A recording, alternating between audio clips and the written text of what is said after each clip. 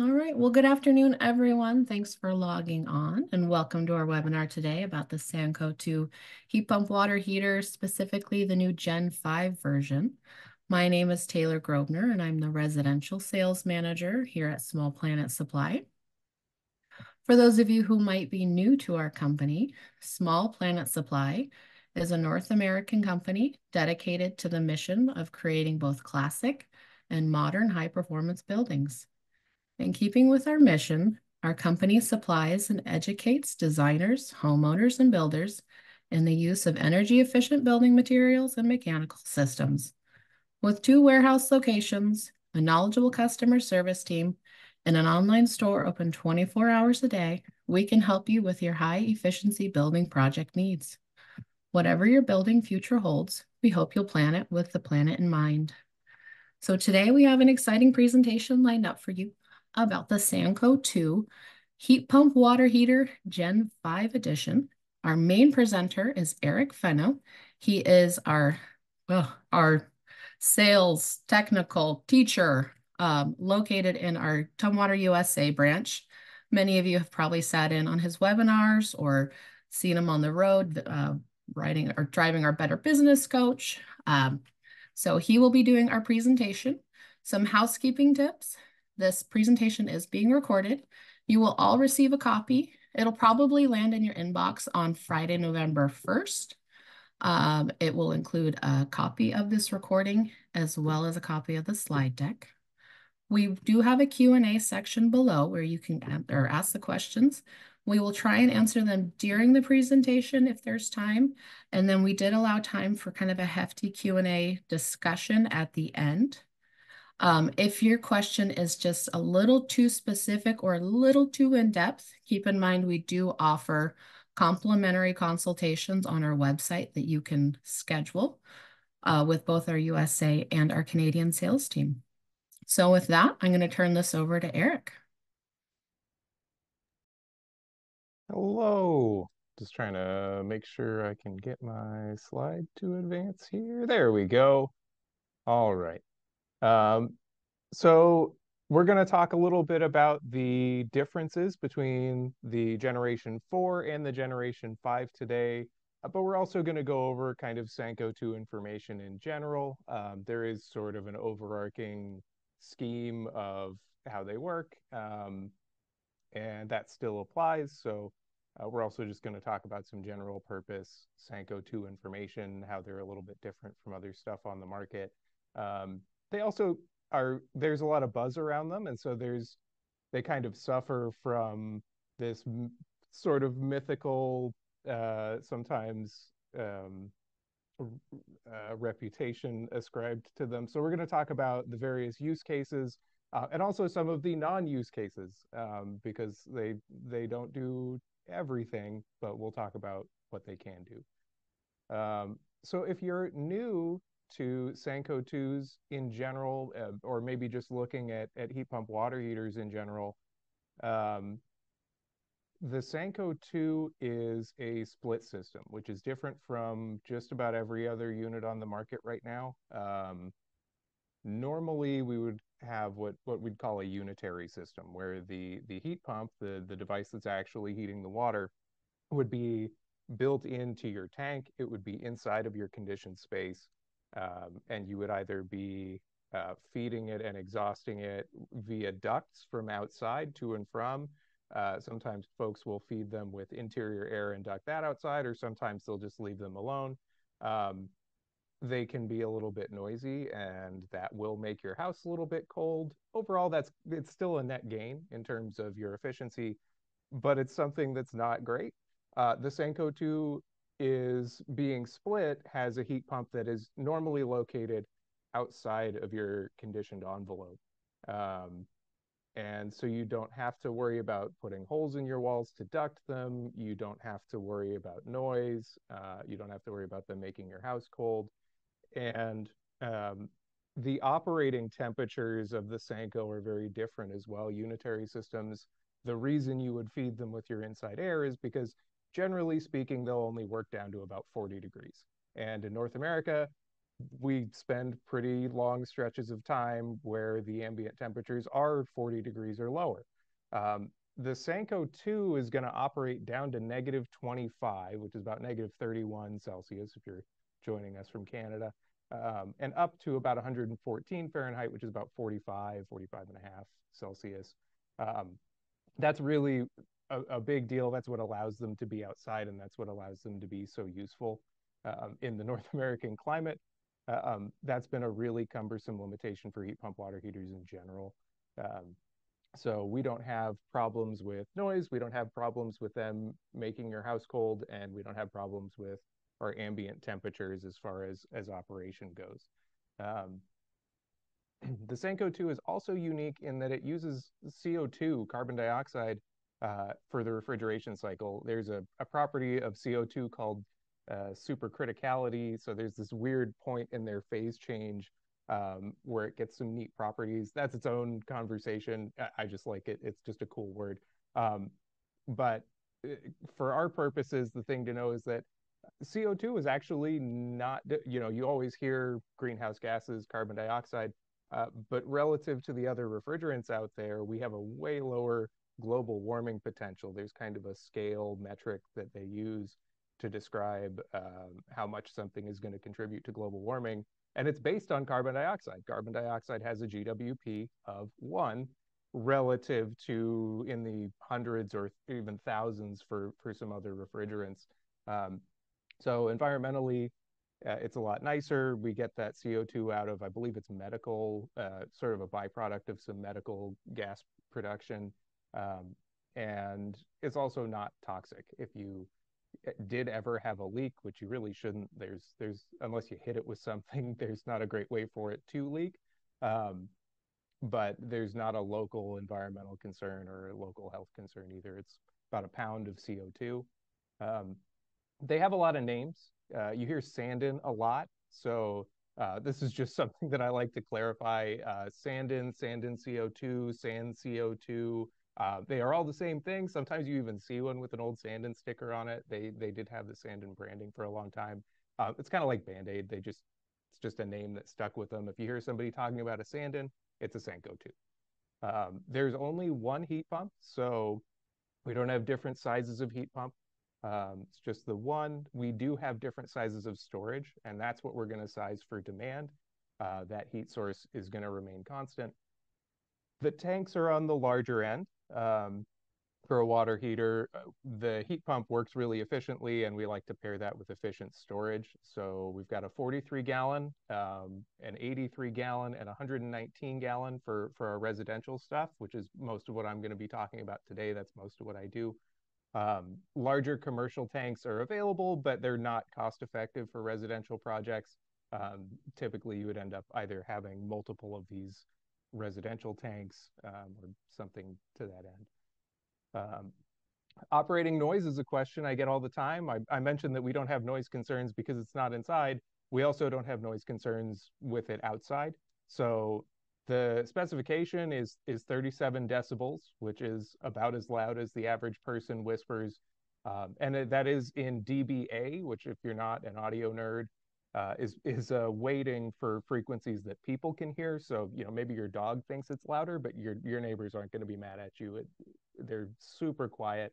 I don't have data on exactly how far away they were for that measurement, but I guess it's probably about 3 feet, maybe a meter. Um, I've been on a project where I was waiting for one to start up and just it was this beautiful view of the bay. So I was looking at that, standing around while I was waiting for it to get through its air purge. And I didn't notice that it had started. I turned back around and I was just a couple feet away. So if that gives you an idea, they don't make a ton of noise even when they're outside. There's no refrigerant connections. This is a big one. I get a lot of people asking me what kind of line set they need or things like that. None. So all of the refrigerant is self-contained. They come pre-charged. It should just work right out of the box. You do not need an HVAC person to install one unless you're in a jurisdiction that requires you to have HVAC people install heat pump water heaters. But it's just plumbing connections. It's just plumbing going from the tank to the heat pump outside. So Our recharge with the Senkos is about 20 gallons an hour. That's top of the pack for heat pump water heaters. That's on par with kind of lower end of electric resistance. Normally, heat pump water heaters are between 10 and 14 gallons an hour, so we're almost double what it would normally be. We store our water between 140 and 150. There's no element in the tank. The tank is not powered. Um, and they do that for a few reasons. We get really dense energy storage that way. You can't use 150 degree, well, you could, but you don't want to. You will hurt yourself. Um, so you have to mix your water down to get it to 120. That's usually about code maximum for your water temp, so you don't burn yourself. And when we mix it down with that cold water, we actually get more hot water out of the tank than it will store, because so we're storing it with a really dense uh, storing it densely, and then we can expand that with some, we can mix it down with some cold water and get more out of them. And that helps even more with that recharge time. It's not really a concern, especially if you're used to an electric water heater, but with that mixing and the fast recharge speed of the Senko 2, uh, run out is really less of a concern, especially if you're sizing your tank right. Um, and then I've got a little metric here on COP. This is to give you an idea of efficiency. That's a question I get a lot. So COP is kind of how they rate air to water systems. It's coefficient of production, and it's just a ratio of the energy in to the heat out. An electric resistance water heater would have a COP of 1 because it's just 1 to 1. You put in this energy, you get this heat out. Gas would be less than 1 because you're always going to have some losses from combustion that have to go out a chimney. And then with heat pumps, it varies based on your ambient temperatures. Less heat in the air means that the heat pump has to work a little bit harder, but there's still heat in the air well below when we as people get cold. Um, and the Sanko 2 has a pretty outstanding curve for this. So if you look at the red line on our graph here, so that 40 degrees where the heat pump water heaters typically stop working, we've got a COP in the threes, and this test only went down to -15, but again, they'll work down to -25. Um, and you can see we're over 1. We're always more efficient than an electric resistance water heater, even well down into the negatives. And this is Fahrenheit. These are Fahrenheit temperatures. So Celsius, I don't speak metric that well, so I couldn't tell you exactly how that translates, but they'll work down to pretty cold, and we have a number of them up in Alaska and in very cold climates that are running great. Tanks are sized based on the occupancy, and we assume the maximum for the home.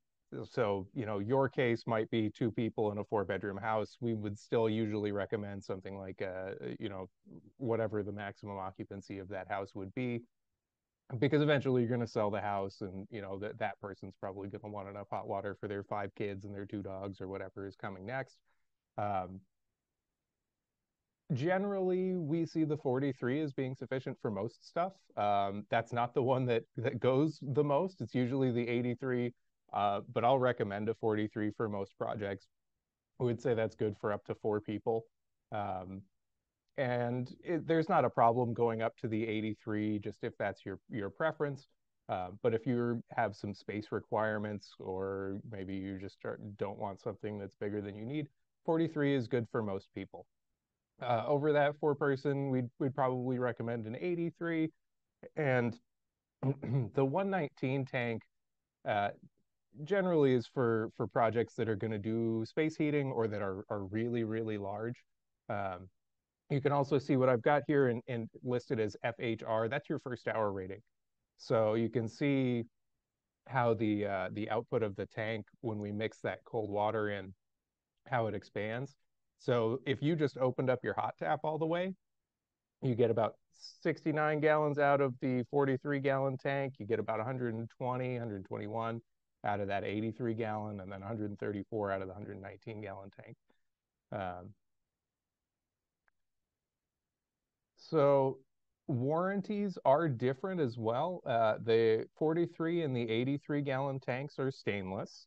And so they have a prorated 5 year warranty period at the end of their 10 year. So there's a 10 year on all of the tanks. On the stainless tanks, the 43 and the 83, you're going to get another 5 years and it'll drop off 20%. So at 11 years, you'd be 80% warranty coverage. At 12, you'd be 60%, and so on. The 119 is glass lined, and that's just the 10. So 10 years out of warranty. Um, it's not a huge deal. It's just something to know. One of the most important things to know, excuse me, sorry. One of the most important things to know about the Sanko's operation, these tanks are stratified. So your hot water and your cold water are together in one tank. There's no separation. You can see my little picture here. So the difference in density is what's going to float the hot water on top of the cold water. And because we're relying on that mechanism in the tank, you do have to be kind of careful about some of the stuff you have on the system. And specifically, I'm talking about recirc pumps. So I get a lot of calls about timed recirc pumps, continuous recirc pumps. I want one, or I'm going to put one in, or I already did put one in. Um, they cause problems. So they will destratify your tank. Don't use them with SANCO2s. I understand that some jurisdictions do have some requirements about time to the fixture. And in those cases, what we would want you to do is use a demand recirc. So one of the push buttons or something under a faucet where you open up and then the water gets there. But just, I'll say this a couple of other times because it's a call I get all the time, but just be aware that you'll need to pursue kind of a different avenue with if you want that recirc functionality. You'll need a demand system. So that out of the way, what's new? We're on the 5 now, and we do have a few updates for this one. One of them's pretty major, and some performance updates as well. The really big one is the Modbus connection, and we'll talk about that, what it's for, and why it's something to know about on the next couple of slides. We also have some performance improvements. So our first hour ratings on the 83 and the 119 tanks are up a couple gallons. Our COP at ambience has improved a little bit. UEF has gone up. So UEF is something to pay attention to. It was already pretty good, but that is a lot of how they're justifying or tracking things like incentives or qualifications. So that's usually the one they want to know about. It's UEF, or sometimes it's COP. And the improvements are the performance stuff is not all huge, but it is nice. And just, as a fun bonus, there's not a price difference between the 4 and the 5. So you're just getting more performance for the same price. And I'll go over pricing at the end. But just as a spoiler, the GS5s actually don't cost any more. A common point of confusion with this data sheet in particular, I just want to point out, is that heat output is also rated in kilowatts here. So that's not power consumption. That is just the heat output. It's rated in kilowatts in countries that use metric units. Even in Canada, I think there's a little imperial crossover with BTUs. So just know that that is not the power draw. So power draw, we'd normally figure a maximum of about 2 kilowatts, and usually more like 1.5 in normal operation. So if you have a PV system or you use a battery electric backup, something like that, the SANCO is great for that. So one last note that I've got on this one, because I have been of the mistaken impression that the new heat pump doesn't work with old tanks. And I was wrong about that. You need the new tanks if you're going to use the Modbus connection. So if I told you that they don't work with the old tanks, I was wrong. They absolutely do. If you're that one guy who has an old tank, whose number I forgot to write down, I was wrong about that, and you definitely can use a new heat pump. For everyone else, G4 stuff is gone at this point anyway, so it doesn't make a huge difference. But just so you know, if you needed to replace an old heat pump, or maybe you did have an old G4 tank laying around for some reason, they are backwards compatible. So here's our real update for this iteration is the Modbus connection, and what this is facilitating is the load shifting and demand response stuff that is becoming required in regions with energy availability concerns, which is a jurisdiction that is rapidly going to expand. You're probably going to start seeing stuff like this, even if you're not in one of those areas. Um, Pretty specifically, what it's targeted at is CTA 2045. It's a communication protocol that's required in states like California, um, and it allows your utility provider to send either activate or don't activate signals to your heat pump and have some say in the duty cycles of your unit. Um, that gets under people's skin. So for now, just let's put the pitchforks down. I am heat pump guy. I'm not DOE guy. That said, I had some concerns about that, and they were pretty well assuaged by reading through reports and some of the protocols they've published. It's worth looking into if it is something that you're concerned about. I think they've done it in a pretty intelligent and mindful way. And it's kind of an important problem that is going to, like I say, start affecting more and more of us. So it's something that's good to be aware of. Essentially, what they're doing is monitoring your hot water storage. So we have two new thermistors in the newer tanks, and that's why you need the new tank to do this. There's a top thermistor and a bottom thermistor, and they are only used for this Modbus connection. Um, Basically, what they're doing is monitoring the charge of your tank, and if they predict a period of low grid satisfaction, it can prevent a heat call. Um, if it sees excess grid production, like you have a lot of renewables, there's a high wind event, there's a lot of solar energy that's excess, they can actually call and say, hey, you should use some power right now. And in many cases, the low satisfaction where they block off your heat calls uh, can actually be preceded by a call to heat so that you don't run out of hot water during those periods. If they know it's coming, they can just say load up. And that's why another reason we really like the dense energy storage of the SANCOs is because when you load up, you have a ton of hot water in there and you'll probably be good for a day or two. So that's the load shifting portion of the controller.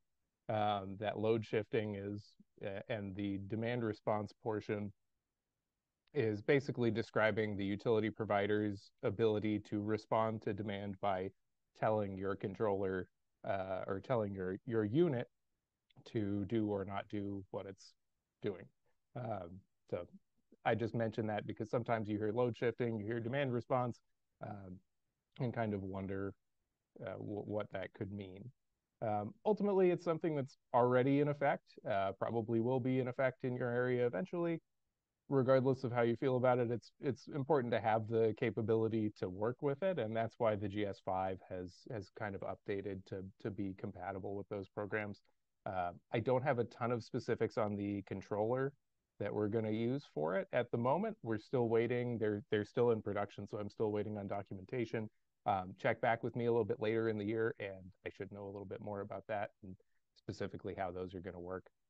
Um, the Modbus itself is actually our connection platform. So the CTA 2045 protocol uh, is not Modbus. It's kind of a universal thing. And then Modbus is just how we're going to connect to that controller. Um, when we look at the side of our heat pump, there's a thermistor connector on the side of it there, and then right next to it is going to be where we connect our Modbus cable. So it's another 3-wire connection, and you can see on the left here, that's going to run over to our controller, which is also monitoring our tank thermistors. And then that skybox is going to be what communicates with the utility provider and processes their signals to the heat pump. Um, so as far as space you need, I do want to talk a little bit about what um, what the requirements are for an installation. We're getting more into that general information now. You do need room. You do need a place to put stuff.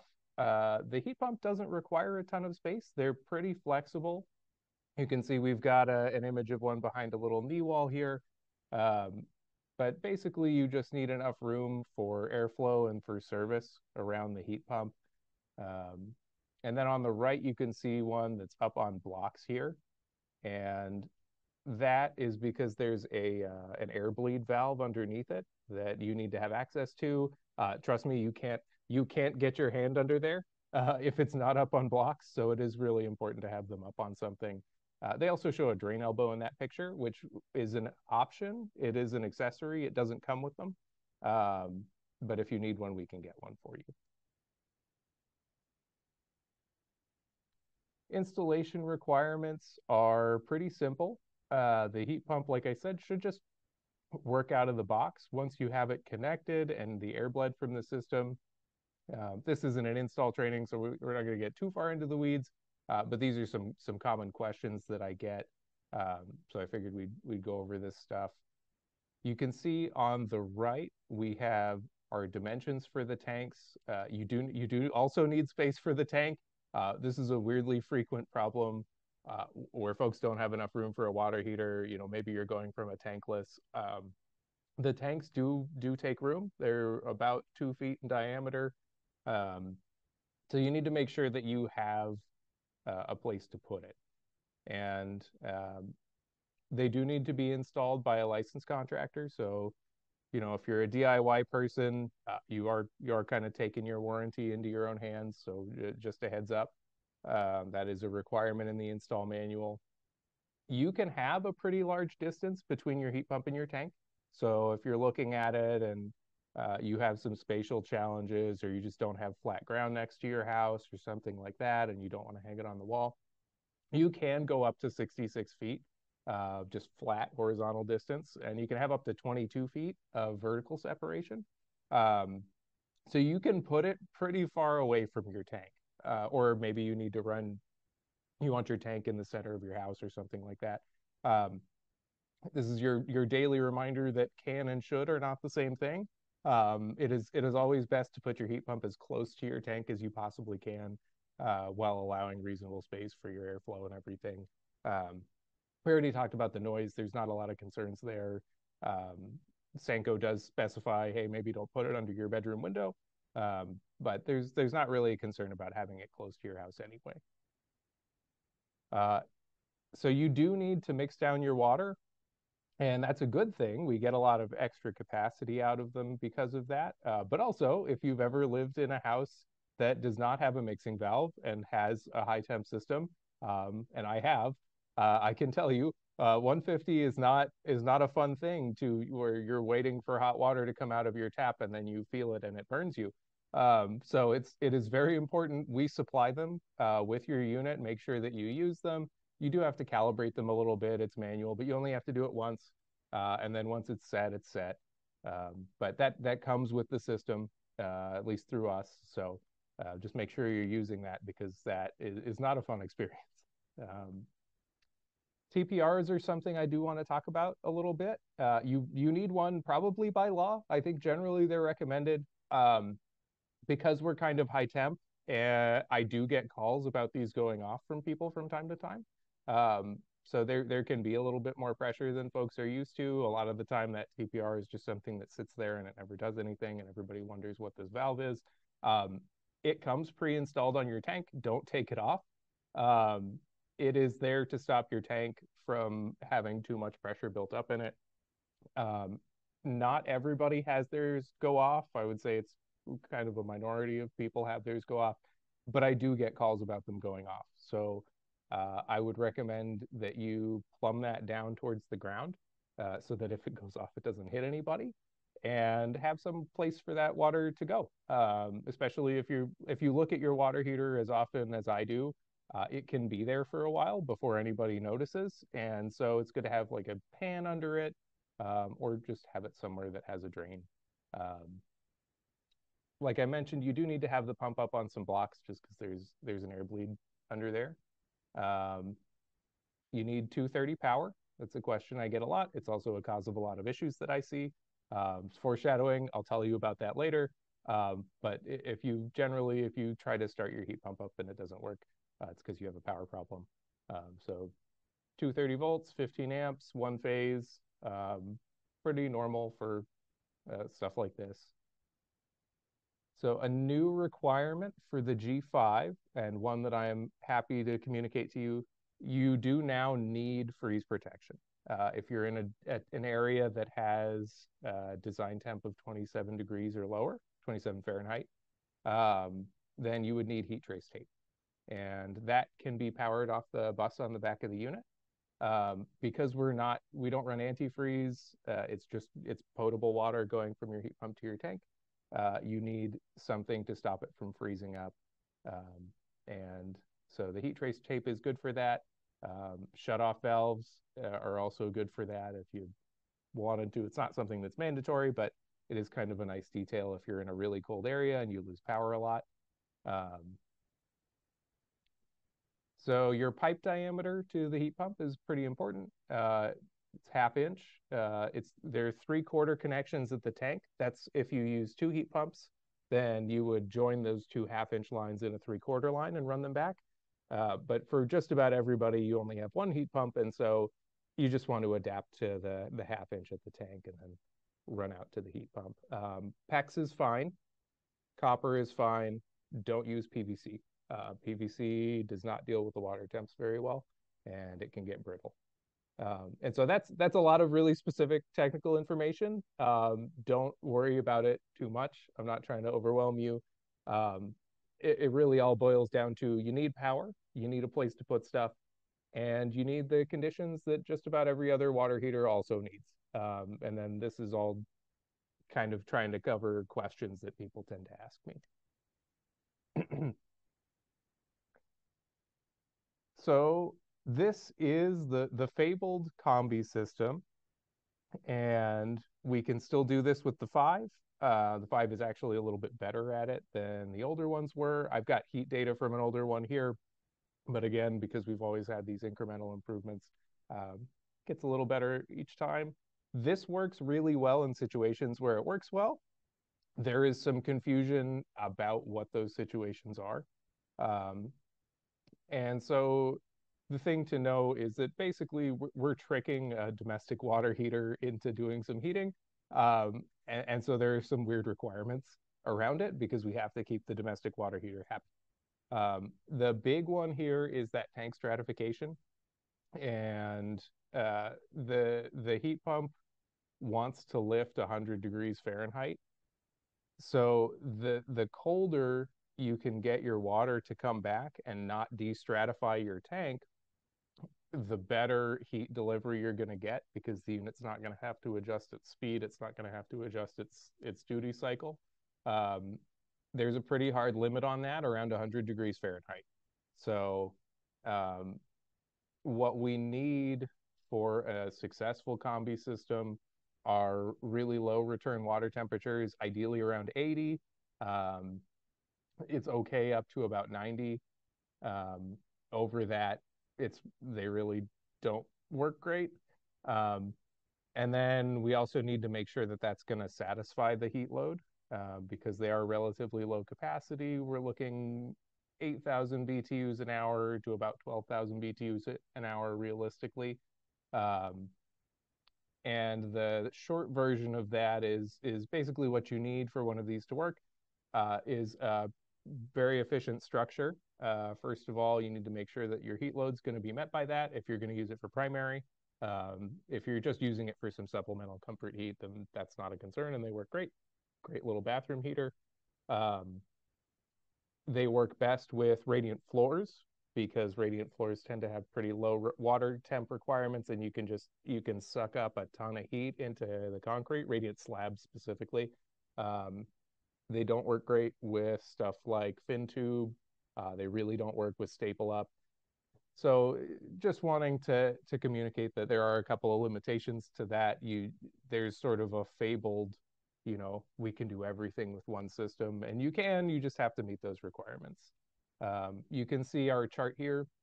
your output is directly pegged to your return water temperature. And so, if you're coming back at that 80 degrees, you can get about 12,000 out of it. This is an old chart, so it's updated now. Um, but you can get about 12,000 BTUs an hour out of it.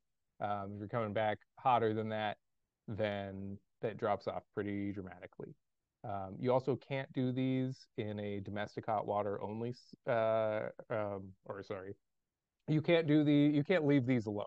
So if you have a domestic hot water only setup, you don't have to worry about going on vacation. You don't have to worry about if it's a rental property. Um, those manage on their own just fine. But when you have a combi heat application, um, then you do have to use 25 gallons of hot water a day just to keep that tank stratification going. So quick recap, since that was a lot of technical information. What can they do? What can they not do? This is kind of our Cliff Notes version. Um, and I do want to mention that we are, of course, very fond of innovation and experimentation at Small Planet. Um, at the same time, we're fond of people knowing, what you're getting yourself into. And generally speaking, what I've got under the cannot section on this table are things you should not do if you want warranty coverage, or a ton of help from me on how to do things. Um, so we can make really hot water. They work in really cold climates, and you just need a little bit of freeze protection if you're in those areas. We can put the heat pump outside of our conditioned air envelope. We can put it inside of the conditioned envelope. There's some caveats to that, and I'd be happy to walk you through that if you drop me an email or give me a call. Um, you just have some space requirements around it. Um, and there are some things that they're not super well suited for. So heating more conventional homes with more conventional heat loads, or certain heat emitters. Um, they don't reverse, so you can't use them to cool. Um, they can't be used for heat only. You have to use them for domestic hot water if you're doing heat with them. Um, Solar hot water systems are something that I get a lot of questions about. Again, because of that tank stratification thing, they don't play nicely with them. They don't want to do a pre-lift. They don't want to have pre-lifted water. Um, and that's not saying PV systems. So if you have a solar electric system, those are great. It's just the old, or sometimes new, the solar hot water collectors where they're running water through pipes maybe on your roof and harnessing heat from the sun to heat that water up. And again, they don't like recirc pumps.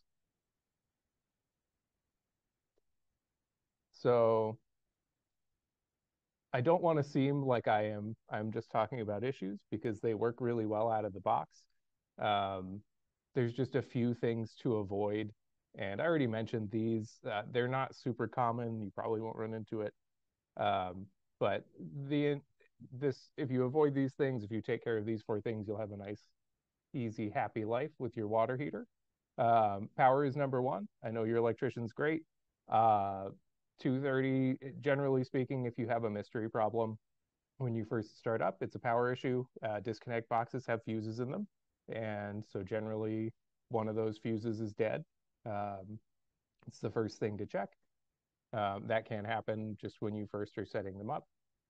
I do want to talk a little bit about freeze protection. So because we're running those water lines through that unconditioned space outside, it's really important to insulate those lines. And there are a few different freeze protection options. I really recommend having a passive freeze protection option. So there are these thermostatic drain valves a lot of the time when you have cold climates. That is, you lose power and you face freezing conditions at the same time. And so having heat trace tape does not help you in that situation. So these passive valves will open up when your water temps get cold enough, and they will drain out and pull hot water in from your tank and warm everything up even when you don't have power. Um, Again, don't use recirc pumps with them. Um, PTR might go off. Um, don't mix up your thermistor bus and your power bus. That's more of an installer thing, but if you do that, you'll very briefly have a really good space heater, and then you will need to replace your thermistor. Mixing it up with the mod bus is not that big a deal.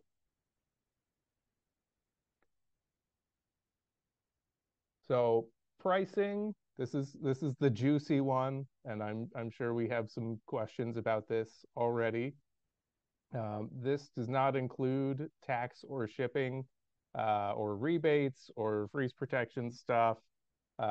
This is just kind of list pricing, generally speaking.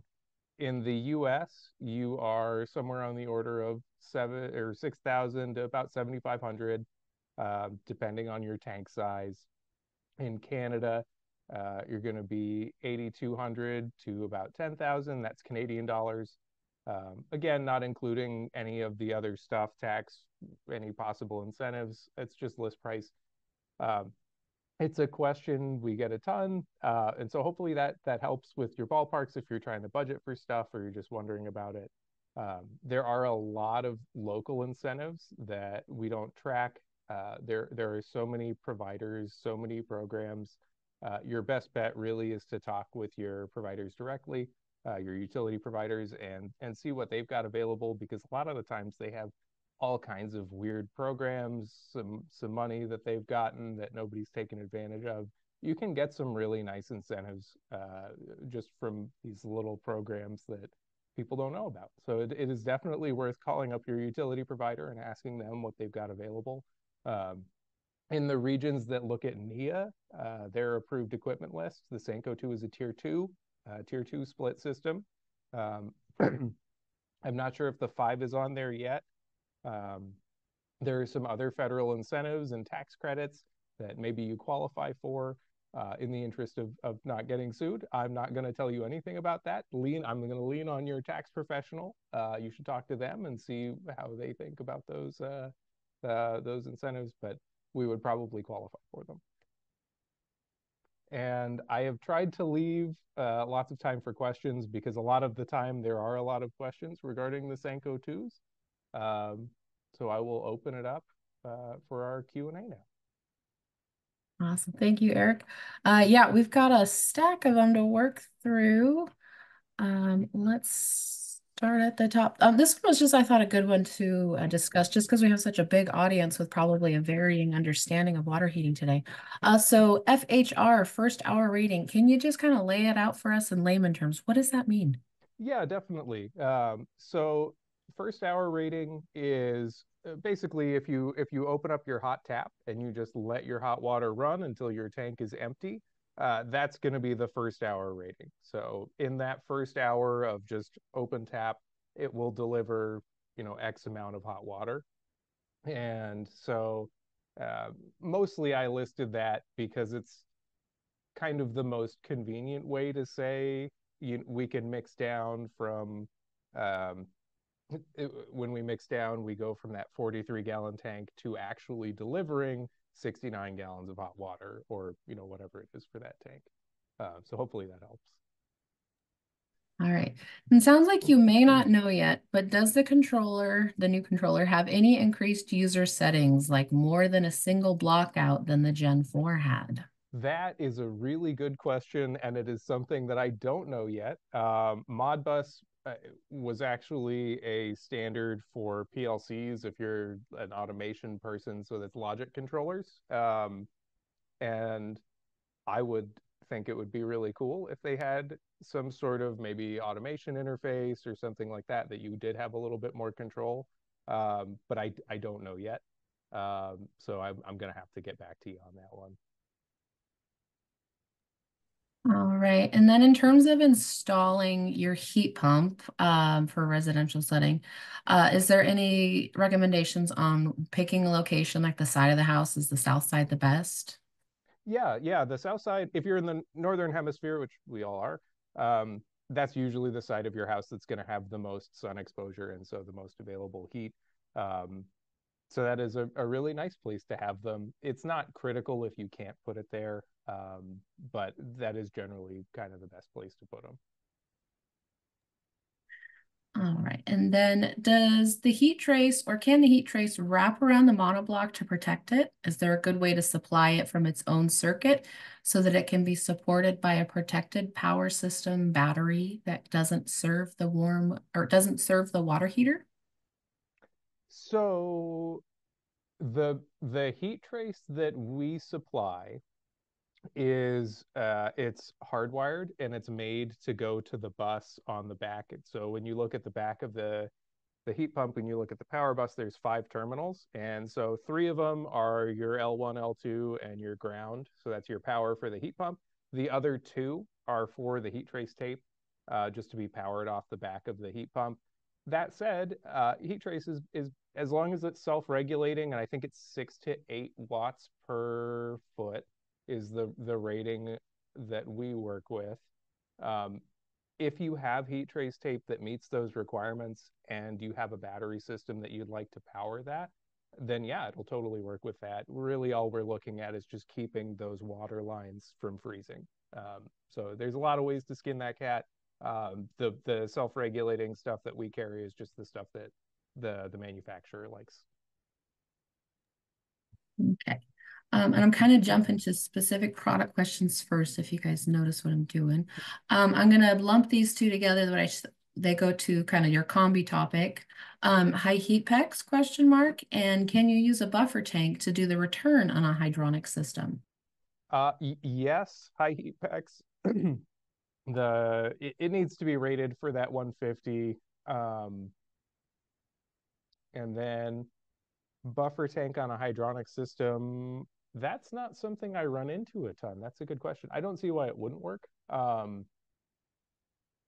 Usually the hydronic systems that I see coming off of a SANCO are kind of small and relatively simple, and they'll usually rely on, I didn't talk about this too much when I was talking about the combis, but we use a product called the Taco X Pump Block that is sort of its own little self-contained circulator motor and brain box and heat exchanger. Um, so usually we're sort of looking at the actual tank for the SANCO as our buffer tank, and they're built like a normal buffer tank would be with the 4 ports on the side and the stratification. So we're kind of using our domestic tank as a buffer tank, even though we're going out to a hydronic loop through a heat exchanger. Um, you could probably have a small buffer tank on the other side. I don't see too much of a reason to. Usually, buffer tanks are going to be for hydraulic separation between like your heat pump and your radiant circulators, which in this case isn't an issue. Um, but you probably could. It would just be, you'd be pulling 20 gallons or whatever out of your domestic tank to heat that up. And I don't know if it would present too much of an advantage, but every situation is a little unique. All right. So, what is the vacation slash empty house solution for the daily usage requirement? For a combi system, there kind of isn't a great one. Have a neighbor take their showers at your house or something. That's only an issue with combi systems. If you have domestic only, you don't have to worry about it at all. And I really, even with the combi systems, I don't see it being a problem a ton, but it is something that is specified in the manual under like, hey, don't don't do this. Um, so it's just something that I have to mention whenever I talk about the combi systems because they do have some interesting requirements. Um, as for how you get around that, my best answer is just you have to use 25 gallons of hot water a day somehow.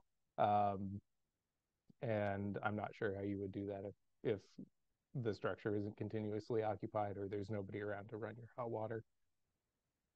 Okay, this one kind of leans into that same scenario. So, is there a concern with having the radiant water heater sitting in the off season, therefore, or thereby increasing bacteria growth being introduced to the potable side of things? So not really. So again, kind of going back to the buffer tank thing, the and I think I just did a bad job of explaining this on my combi slide, and I'm sorry about that. So we have a potable separator. It is required. So that Taco X pump block is a heat exchanger, um, and so generally you're going to have what we'd call a closed loop on your radiant side, where it's just sealed. It's got all the water in it already, and that water is just making its big loop, and it's not going anywhere. It's not draining. On the domestic side, we would have kind of continuously uh, exchanged potable water, and we're not running that into your heat loop. We're just taking the heat out of it and putting it into the water that's in your heat loop. So they're not mixing at all. So we don't have Legionella concerns, and that's exactly why we do that. That's why it's required, and generally it's going to be required by code almost everywhere. There are a couple of places that it isn't that I'm aware of. Um, Even if you're in those areas, please do it. Please don't run your drinking water through your heating loop. That's how you can get sick. Um, Hopefully, does that answer the question all right?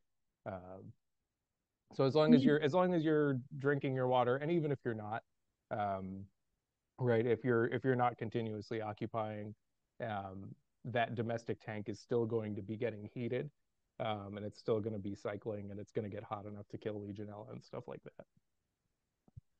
Yeah, all right. So can I manage my own load shifting setup based on my local solar production? If this means connecting my own microcontroller and writing a custom Modbus interface that 100% inbounds for me. You probably could. Um, I will need to know more about that controller and how they're doing things to give you a better answer on that. Eco2 has been pretty hesitant to introduce things like Wi-Fi controls, stuff beyond that blockout times that's built into the unit. Um, so it really does depend on when that controller comes in. I'm gonna have to take a look at it and see what the functionality is. If you shoot me an email, I will reply with my email to you, and then just keep keep me. I'll keep you informed as I find out more. Um, I would guess you would have to do a little bit of work on it, though. I don't think it's going to be real user friendly out of the box. Using heat trace is vulnerable to a power outage, right? Yes. Yeah.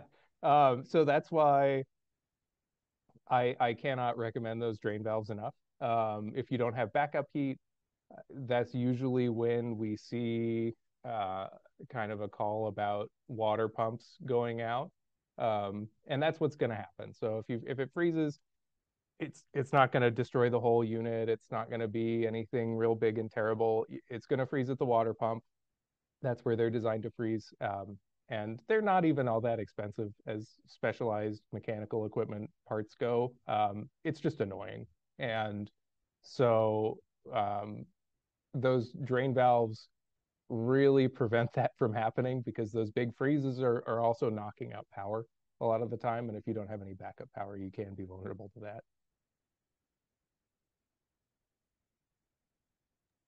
All right, so we've got 18 questions in about 5 minutes, so we're probably not going to get to all of these folks. Here's one. Can you use a different brand of storage water tank? The SANCO water tank may not fit my mechanical room. No. So you do have to use, at least according to the manual. Um, and I second the manual. I don't encourage using other tanks, but the Sanko tanks are pretty specialized. Because they're stratified like that, they are built like a buffer tank, and that's super uncommon in domestic hot water tanks. Um, so and they will not work with a tank that is not built like that. Um, so you do need you at least as far as I'm aware, you need a Sanko tank. I don't think there's anything else on the market that really works with them. All right. Can you bypass the new Modbus controllability by the utility company? Not legally, if you're in an area that requires you to have that. And it's sort of in this rollout phase where, like Washington State, you have to have it, but you don't have to use it. Um, but if you were in an area that said, hey, you need to have your Modbus up and running, or your CTA 2045 up and running, we have to be able to do this. There's not a legal way to get around that as far as I'm aware. Um, so I probably wouldn't. Uh, I guess that's my best answer. Don't. All right. Can the user set an operation schedule? Heat water during the day, during PV generation, for example. Yeah, yeah. So they're built into the unit is going to be a blockout time setting, and so independent of your CTA 2045 stuff, you can say, hey, when you make water, I don't want it to be at night when I'm not getting any solar. I only want it to be during the day. Or if you have like really predictable wind patterns or something like that, if you're relying on renewables, you totally can, or you just have time of use rates where you're at. You can program them to only make hot water when that energy availability is the way you want it to be. That is superseded by whatever CTA 2045 stuff is going on. So if they have different ideas, it'll override you. But for the most part, you can just say, hey, only make hot water when I have solar power. All right. I think we've just got one more. So I have a Gen 4 system. Would it be considered a plug and play replacement with the 5 just to switch out the heat pump? Yeah. Mm-hmm. Yep. And I had concerns about that. I was misinformed initially, and I thought you could not.